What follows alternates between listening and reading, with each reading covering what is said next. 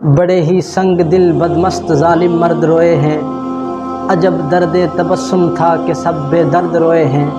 میرے اصغر تیری مسکان پر صدیاں نچھاور ہوں، تیرے ہنسنے سے پہلی بار دہشت گرد روئے ہیں۔ محترم ناظرین، آج میں آپ کے سامنے اس شہید کی شہادت کا واقعہ بیان کرنے جا رہا ہوں کہ جو عمر میں تو بہت چھوٹے مگر مقام و مرتبے کے لحاظ سے بڑوں سے بھی بڑے ہیں۔ میری مراد باب الحوائج، جگر گوشہ شہید کربلا، برادر سکینہ، صاحب المہد، سیدنا شہزادہ علی اصغر رضی اللہ تعالی عنہ ہیں۔ آپ کی شہادت ان ناقابل برداشت مصائب و آلام میں سے ہے جو اہل بیت کے اوپر ڈھائے گئے۔ کربلا کا میدان ہے، پیاس کی شدت کی وجہ سے وہ 6 مہینے کے علی اصغر تڑپنے لگتے ہیں، مگر ان کی پیاس بجھانے کے لیے نہ تو خیموں کے اندر پانی موجود ہے اور نہ ہی آپ کی والدہ محترمہ ام رباب کے سینے میں دودھ ہے جو آپ کو پلایا جائے۔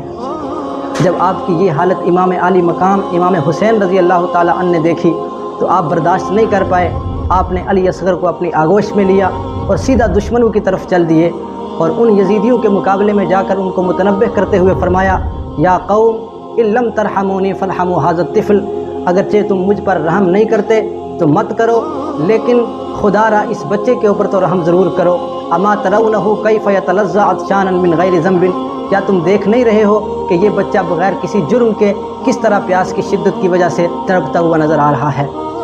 میں کہتا ہوں یہ ایک ایسی حالت تھی کہ شاید سنگ سے سنگ دل بھی موم ہو جاتا، لیکن ان ظالموں کے دل میں شاید کبھی رحم کا بیج بویا ہی نہیں گیا تھا کہ چلو بھر پانی دینے کے بجائے انہوں نے آپ کا کام تمام کرنے کا حکم دیا اور کہا کہ اقطع کلام الحسین، کہ حسین کے کلام کو منقطع کر دو۔ اتنے میں حرملہ نے کمان میں تیر ڈالا اور علی اصغر کے گلے کا نشانہ بناتے ہوئے تیر سیدھا علی اصغر کی گردن مبارک کے اوپر چھوڑا۔ علامہ ابن جوزی فرماتے ہیں چونکہ تیر سہ شعبہ تھا، یعنی اس کی 3 نوک تھی، تو سہ شعبہ ہونے کی وجہ سے امام علی اصغر کا سر مبارک آپ کے بدن سے جدا ہو گیا۔ انا للہ و انا الیہ راجعون۔ یہ دیکھتے ہی امام عالی مقام کے آنسو نکل آئے اور آپ نے اپنے ہاتھوں میں علی اصغر کا خون لیا اور آسمان کی طرف اچھالتے ہوئے عرض کی کہ مولا، ان ظالموں نے جو ظلم ہمارے اوپر ڈھائے ہیں، جو ظلم و ستم ہمارے اوپر کیا ہے، اس کی شکایت میں کسی اور کے آگے نہیں بلکہ تیری بارگاہ میں کرنا چاہتا ہوں۔ آپ نے عرض کی، اللہم احکم بیننا وبین قوم دعونا لینصرونا فقتلونا، کہ مولا اب اس قوم اور ہمارے درمیان فیصلہ تو نے ہی کرنا ہے کہ جنہوں نے پہلے اس وعدے پر ہمیں بلایا کہ ہماری مدد کریں گے، لیکن یہاں آنے کے بعد مدد کرنا تو درکنار، انہوں نے ہمیں قتل کرنے کی سازش بھی کر لی۔ بس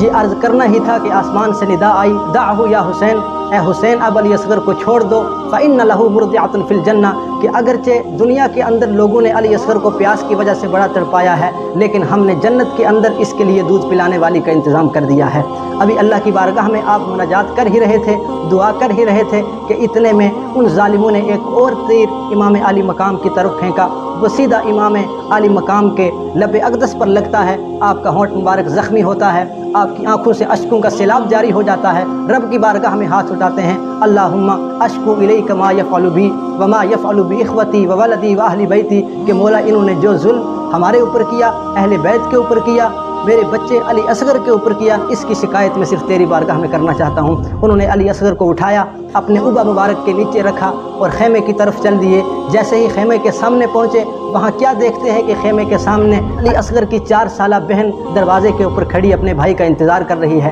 جیسے ہی اپنے بابا جان کو دیکھا، امام حسین سے عرض کی، بابا جان شاید آپ میرے بھائی کو پانی پلا کر کے آ چکے ہیں، شاید آپ میرے بھائی کو سیراب کر کے واپس آ گئے ہیں۔ یہ سنتے ہی امام عالی مقام کے آنسو نکل آتے ہیں۔ اب چونکہ یہ بات کوئی چھپانے والی تو تھی نہیں، انہوں نے اپنا اوبا مبارک ہٹایا اور اپنی بیٹی کے سامنے علی اصغر کے لاش کو رکھا اور آپ نے فرمایا کہ بیٹی ہاں اس کو سیراب تو کر کے لے آیا ہوں، لیکن پانی سے نہیں بلکہ خون سے۔ میں اس کو ظالموں کے پاس تو اس لیے لے کے گیا تھا کہ شاید وہ میرے بچے کو چلو بھر پانی دے دیں اور میرا بچہ بچ جائے، لیکن انہوں نے اس کا استقبال پانی کے ذریعے نہیں بلکہ خون کے ذریعے کیا۔ یہ دیکھتے ہی سکینہ کے آنسو بھی نکل آتے ہیں۔ اس کے بعد آپ نے تلوار سے چھوٹا سا گڈھا کھودا اور کھود کر علی اصغر کو دفنا دیا۔ انا للہ و انا الیہ راجعون۔